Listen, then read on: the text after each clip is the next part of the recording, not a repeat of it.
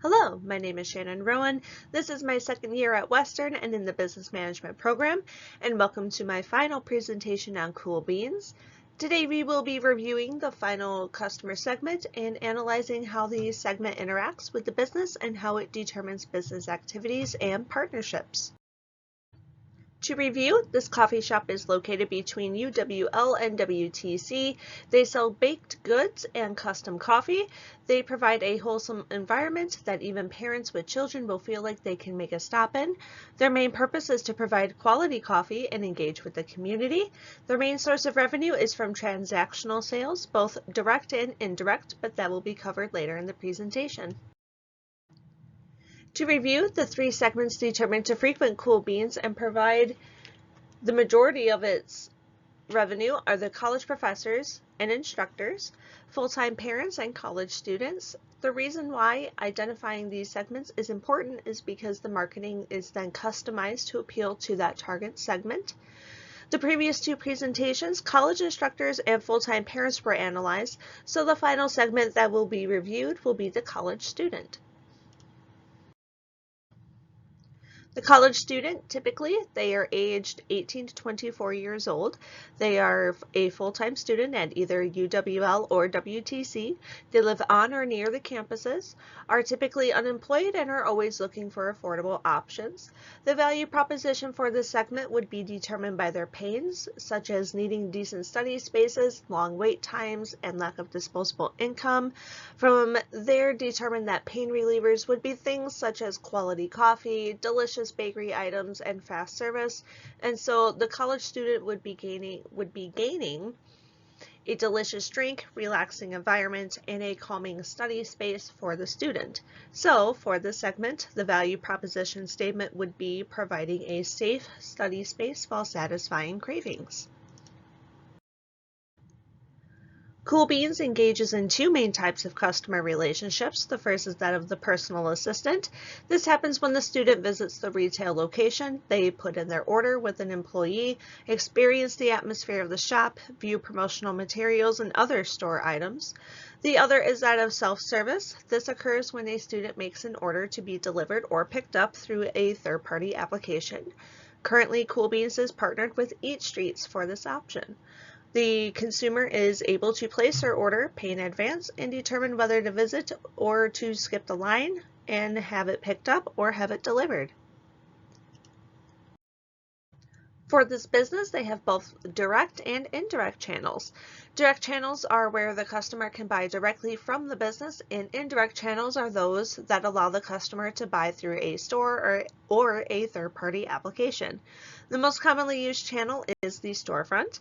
The channel phases that the customer of the college student segment are going to experience is that they become aware of Cool Beans by advertising.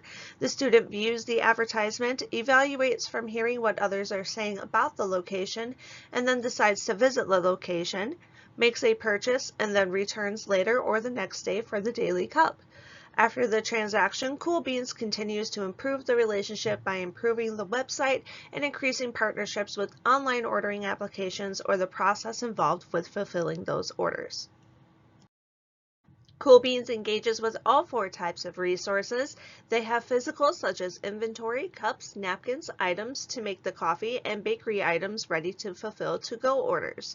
They have human resources, such as employees like cashiers and managers to engage with in-person customers, intellectual resources like their branding, marketing, and marketing research, and finally, they have financial resources such as banks, investors, lines of credit. And all of these attribute to Cool Beans being able to appeal to this segment and fulfill the demand that is created by advertising the business. For Cool Beans' revenue stream, it comes from their coffee and bakery product sales. These are transactional, a one-time payment typically made by cash, debit, or credit. Why this works for Cool Beans is because coffee and bakery products are a one-time use product. Once consumed, the product no longer exists and the customer is enticed to return to get more. This is where customer service and a welcoming environment become crucial, as bad service will drive away customers. Cool Beans has some crucial activities that must take place to keep appealing to the customer segment. Training employees, this segment uses technology, so they are going to have complicated drinks from the internet they are going to want to have attempted to be made.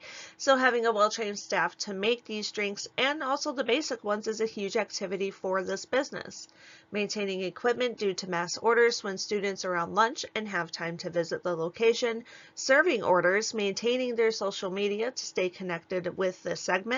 This business does have a Facebook page that it does post on from time to time, as well as an Instagram showing some of their brews and on their website as well.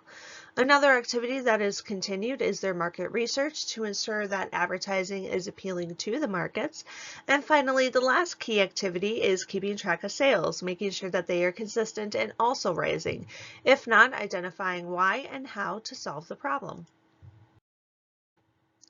And then there are the key partners. These are suppliers like your coffee suppliers, where the dairy comes from, paper materials, and equipment suppliers. Restaurant furniture and equipment suppliers are also crucial as equipment does break down and updates are made to stay competitive. The equipment must be functional. And lastly, another partnership is all the social media platforms that Cool Beans utilizes to reach out to customers and advertise their business. This is crucial because it builds brand awareness and helps to increase sales and foot traffic at the location. So for Cool Beans cost structure, let's review value-driven versus cost-driven structures. Value-driven is when the price of an item is the perceived value of the product, and cost-driven pricing is what it takes to make the product. For Cool Beans, their cost structure is value-driven. The price is what it is, but what the consumer is paying for is a drink that is exactly to their liking, an environment that is welcoming, and the wireless internet all adds value that the customer isn't paying for. The research performed for this segment was in multiple areas. To begin with, there was research into the segment on how often they consumed coffee. It was determined that there was a significant number of students from both of the campuses combined, but that didn't necessarily mean that they were all going to this one establishment. So it would be best to take the age range of the student body and to see, of that age group, what percentage were drinking coffee, which took us to around 40%, which is a significant number of students. We also researched into the relationship students had with coffee shops, discovering that around 26% of students used them to study at least once a week.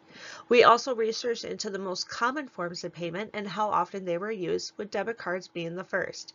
And finally, research into the key activities and that value propositions themselves have impact on the key activities that are carried out. And here is my works cited page. Thank you so much for watching, and I hope you have a great rest of the year.